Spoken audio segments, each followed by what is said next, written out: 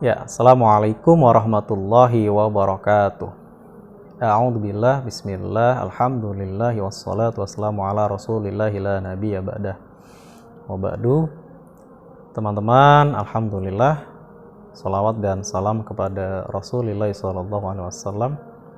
Ini adalah video penjelasan saya terkait materi Islam dan media.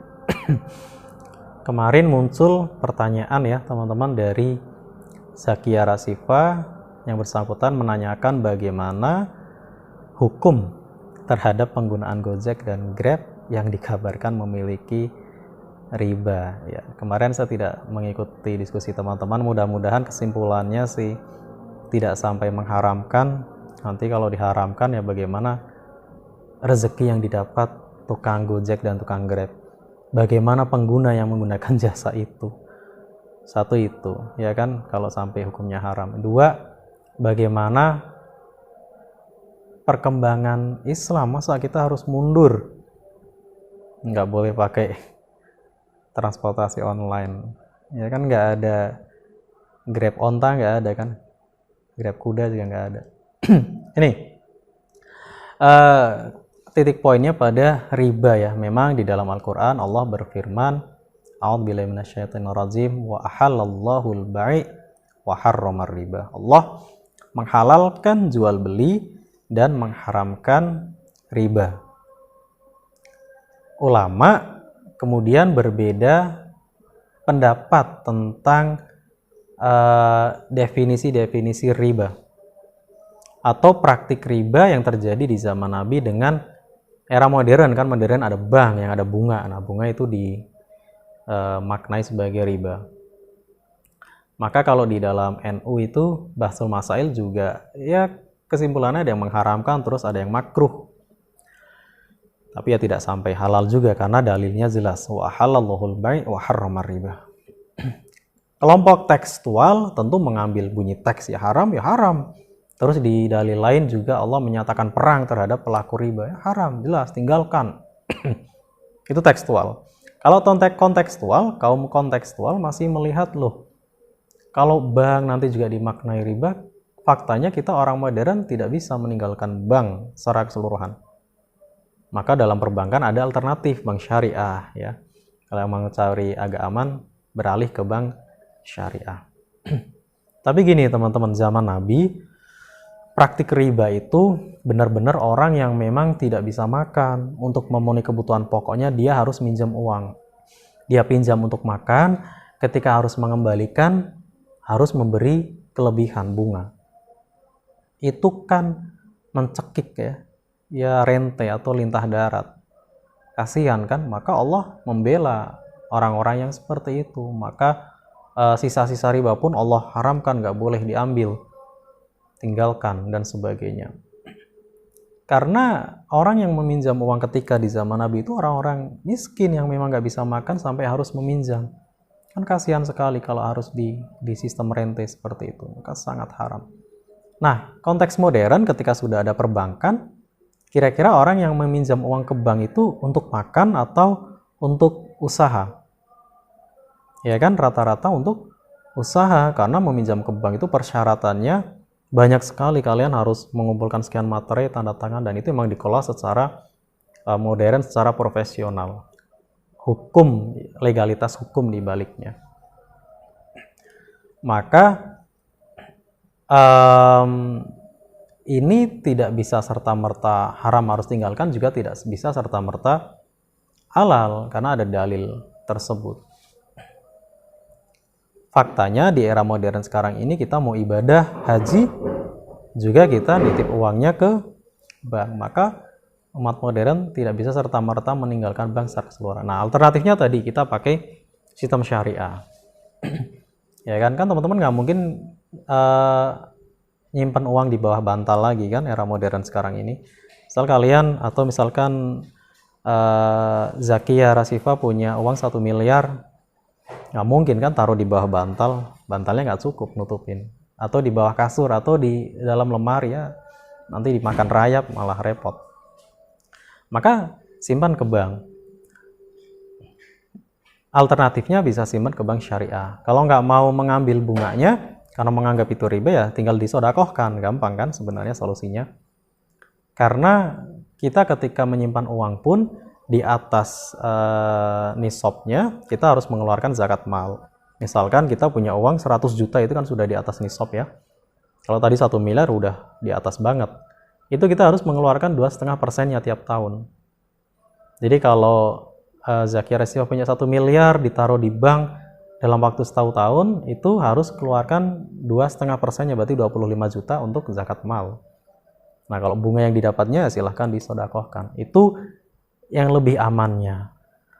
Alternatif keduanya beralih ke bank syariah. Walaupun ada yang mengatakan, sama aja, beda di akad loh. Memang itu yang membedakan di akadnya. Kan perzinahan dan pernikahan yang membedakan akadnya kan. Kalau nikah, ya ada akadnya. Qabiltu tazwija wa nikahaha li nafsi bidzalik. Atau dalam bahasa Indonesia, saya terima nikah dan kawinnya. Nah, misalkan siapa? Afifah Fanya misalkan. Afifah Fanya binti bapaknya. Atau Bangun Farikoh binti bapaknya. Atau Zakia Rasifah binti bapaknya. Dengan mas kawin sekian rupiah misalkan. Atau mas kawinnya pembaca surah Ar-Rahman. Tunai. Itu sah, halal. Yang membedakan dengan yang haram, yang zina, ya mohon maaf ya, praktik PSK itu kan tetap saja mengeluarkan uang. Tapi akadnya kan, ya mohon maaf, itu nggak pakai akad. Akadnya open dan sebagainya lah. Itu zina. Kalau pernikahan halal. Nah, sama bank syariah, karena akadnya secara syariah, ada yang mengatakan halal. Nah, kalau masih meragu lagi, ya udah bunga yang didapat disodakohkan aja. Karena era modern ini kita tidak bisa meninggalkan bank secara keseluruhan. Kita mau ibadah haji juga pakai bank. Maka solusinya sementara itu bank syariah. Yang kedua, ya maka tadi terkait Gojek dan Grab ya, yang dikabarkan ya ini perlu tabayun karena masih dikabarkan ya, kaitan Islam dan media. Allah di dalam Al-Quran, Allah berfirman di dalam surah Al-Hujurat ayat 6, A'udzubillahi minasyaitonirrajim, ya ayyuhalladzina amanu in ja'akum fasikum binaba'in fatabayyanu. Poinnya di situ al-ayah. Wahai orang-orang yang beriman, jika seseorang fasik datang kepadamu membawa suatu berita, maka telitilah kebenarannya atau bertabayunlah.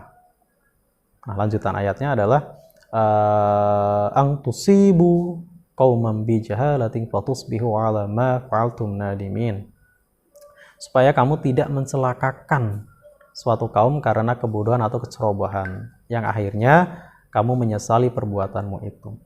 Saya rasa jelas ayat ini ya, ini ayat muhkam, jadi sangat jelas sekali.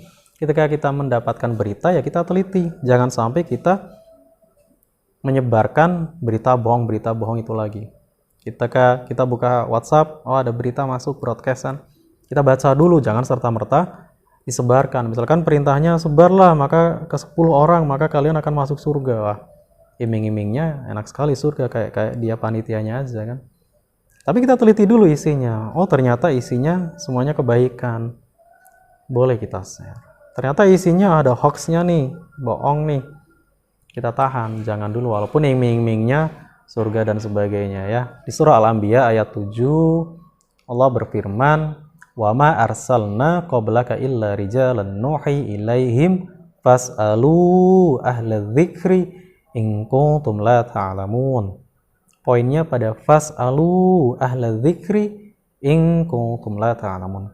Maka bertanyalah kepada orang yang berilmu, kepada ahla dzikri, kepada orang yang memiliki ilmu pengetahuan jika kalian tidak mengetahui sesuatu.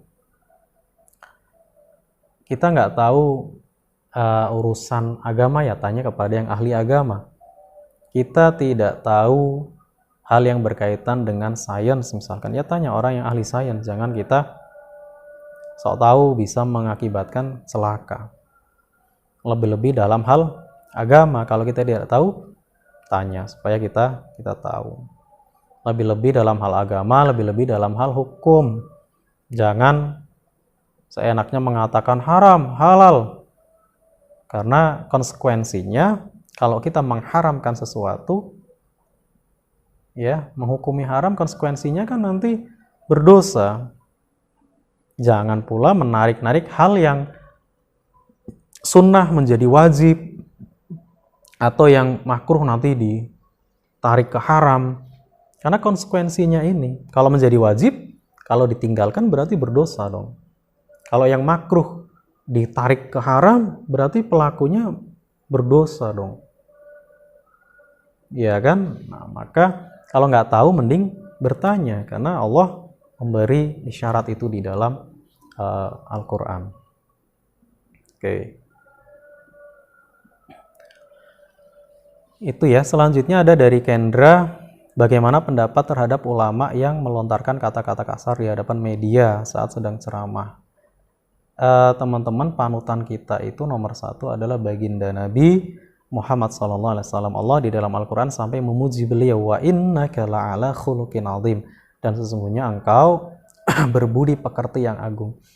Nabi Muhammad itu akhlaknya sempurna. Beliau maksum, dijaga dari kesalahan oleh Allah Subhanahu wa taala. Hanya beliau, setelah beliau tidak ada, mau istrinya, keluarganya, sahabatnya, anak cucunya, para pengikutnya, ila yaumil qiyamah. Apalagi orang modern yang hanya dilabeli ulama. Dia tidak luput dari kesalahan. Maka panutan kita harusnya baginda Nabi dalam bertutur kata. Baginda Nabi selalu lemah lembut sopan dalam bertutur kata, ya. Itu teladan kita. Padahal baginda Nabi lahir dalam komunitas masyarakat jahiliyah yang perilakunya barbar. Bagaimana tidak barbar? Lahir anak perempuan aja dikubur hidup-hidup karena nggak mau punya anak perempuan. Kan barbar sekali. Tradisinya senangnya perang. Gesekan sedikit antar individu, akhirnya perang antar suku, antar kelompok. Tapi Nabi bagaikan mutiara. Sampai disebut nurun fauqan nur, cahayanya di atas cahaya. Baginda Nabi itu lahir di tengah-tengah masyarakat yang begitu, tapi akhlaknya begitu agung, begitu terpuji. Dari lahir sampai wafat tidak pernah berbohong, tidak pernah sedikit pun berbohong. Bahkan ada yang ledekkan kalau Nabi nggak pernah berbohong, kalau kita sedikit-sedikit berbohong. Nabi sedikit pun nggak pernah berbohong. Nah, maka ada hal yang menarik. Orang-orang kafir Quraisy itu kan nggak mau masuk Islam. Mereka entah gengsi, entah karena terlalu kuat kesukuannya, atau terlalu kuat budaya jahiliyahnya, nggak mau masuk Islam. Tapi mereka ketika mau menitipkan harta benda itu mereka nitipnya kepada baginda Nabi Muhammad SAW. Kenapa? Karena mereka yakin kalau harta benda mereka dititipkan ke Nabi pasti aman, 100% jaminan aman. Maka mereka nggak mau ikut masuk Islam, tapi mereka mempercayakan segala sesuatu kepada Nabi. Dan mereka sepakat, baik yang muslim maupun kafir, mempercayakan sampai menjuluki baginda Nabi sebagai orang yang Al-Amin, orang yang dapat dipercaya. Jadi kalaulah ada era modern, walaupun dia dijuluki ulama, kiai dan sebagainya, kalau perilakunya tidak mencerminkan nilai-nilai Islam, jangan kita ikuti, ya. Ikuti yang baiknya. Ya pasti ada baiknya kan?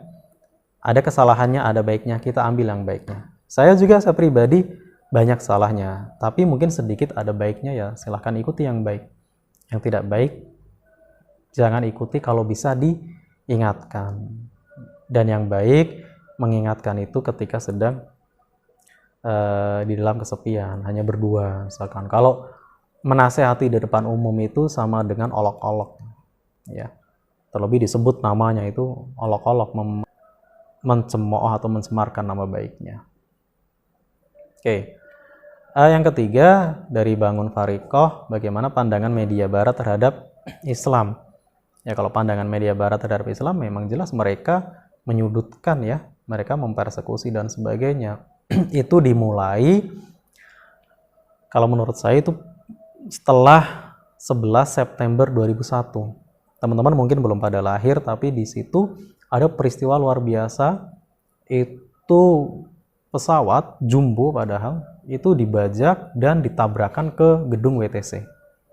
Gedung World Trade Center itu adalah gedung ratusan lantai, 100 lantai lebih tingginya. Itu 2 gedung kembar tertinggi di Amerika kalau tidak salah. Itu ditabrak oleh pesawat, des. Dari sini tabrak juga, des. Akhirnya 2 gedung itu ambruk, runtuh seluruhnya. Padahal yang nabrak 1 pesawat, des. Setelah itu juga Pentagon katanya ditabrak ditabrak pesawat. Pertanyaannya, negara dengan keamanan superpower seperti Amerika, super ketat, kok bisa dibajak oleh beberapa pesawat? Ya, akhirnya setelah itu kan banyak konspirasi muncul. Banyak pertanyaan, banyak analisa-analisa atau analisis yang menyatakan, wah ini konspirasi, ini, dan sebagainya. Setelah itu Al-Qaeda muncul mengaku sebagai yang nyerang. Karena Al-Qaeda ngakunya umat Islam, ya akhirnya Barat menuduh Islam pelakunya. Makanya Islam dicap sebagai teroris. Na'udzubillah min dzalik. Padahal di dalam Al-Quran, di dalam hadis, tidak ada ajaran itu. Memang di Quran mengatur tentang tata cara peperangan. Itu kan hifdzun nafs, untuk membela hak-hak manusia. Kalau kita diserang, ya kita boleh membalas. Kalau keluarga kita dibunuh, ya kita boleh membalas. Tapi lebih baik memang memaafkan. Tapi untuk membela jiwa, Allah membolehkan itu. Bahkan dalam sejarah perjuangan Nabi kan ada peperangan ya. Tapi itu untuk menjaga jiwa, karena Islam udah diserang, diusir dan sebagainya. Daripada kita diam nggak ngelawan kan kita habis. Akhirnya diizinkan melawan untuk membela jiwa. Nah, dari serangan WTC itu hikmahnya sih akhirnya banyak orang Barat penasaran kan, akhirnya baca Al-Quran, memahami, baca artinya. Banyak dari mereka yang mendapatkan hidayah, akhirnya masuk Islam. Karena ketika membaca Al-Quran ternyata yang ada adalah keindahan. Yang ada adalah benar-benar rahmatan lil alamin. Benar-benar agama ini, perintah Allah ini adalah rahmat bagi seluruh alam. Yang disangkakan oleh media Barat Islam teroris itu sama sekali tidak ada. Bahkan mereka menemukan di dalamnya itu kisah tentang Isa putra Maryam, Isa Al-Masih, itu kebenaran kisahnya. Akhirnya ya banyak yang masuk Islam. Itu hikmahnya, salah satu hikmahnya. Dan mudah-mudahan ya di Eropa, Amerika, Rusia, banyak orang-orang cerdasnya yang memang teliti, yang mau mencari kebenaran, yang akhirnya mendapatkan hidayah masuk Islam. Sehingga Islam tidak hanya kuantitas yang banyak, tapi diisi oleh orang-orang berkualitas. Mudah-mudahan ya. Kita doakan aja. Dan ke depan mudah-mudahan ya ketika Islam sudah dihuni orang-orang pintar, media juga bisa menggambarkan yang dengan sebenar-benarnya, mengabarkan yang sebenar-benarnya.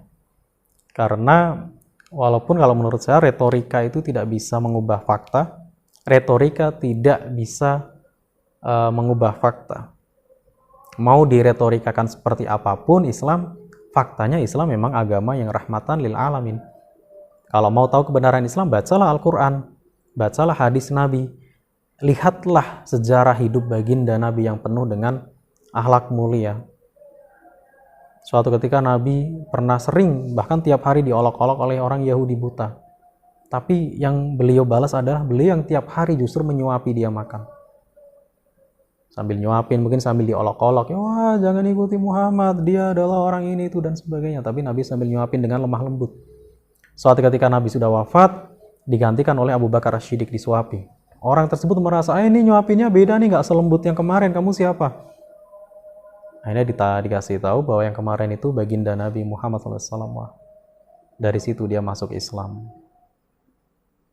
Ya kan? Nah, mudah-mudahan Barat yang tiap hari mentersangkakan ya, memberitakan Islam sebagai teroris dan sebagainya, ketika dia pelajari di dalam Al-Quran, dalam hadis, pelajari sejarah hidup Nabi, ternyata Islam justru membela hak-hak manusia. Islam jauh dari yang dituduhkan, teroris, radikal, dan sebagainya. mudah-mudahan itu jalan mereka mendapat hidayah masuk Islam. Dan mereka juga ketika mempelajari Al-Quran kan ada kisah kebenaran dari Isa putra Maryam bahwa beliau adalah seorang nabi ya, bukan Tuhan sebagaimana mereka disangkakan. Saya rasa itu teman-teman yang bisa saya tambahkan. Nah, ada 3 pertanyaan yang mudah-mudahan kita sama-sama berdoa Islam benar-benar menjadi rahmatan lil alamin. Kalau ada oknum-oknum yang mengaku umat Islam yang memang perilakunya di luar nilai-nilai Islam, ya kita ingatkan. Kita mulai dari diri kita sendiri. Kita umat Islam, kita berperilaku sesuai nilai-nilai Islam. Dari hal-hal terkecil, dari akhlak kepribadian kita. Itu saja mungkin teman-teman yang bisa saya tambahkan dalam kesempatan kali ini. Mohon maaf atas salah-salah kata. Al-afu minkum. Billahi taufiq wal hidayah. Wassalamualaikum warahmatullahi wabarakatuh.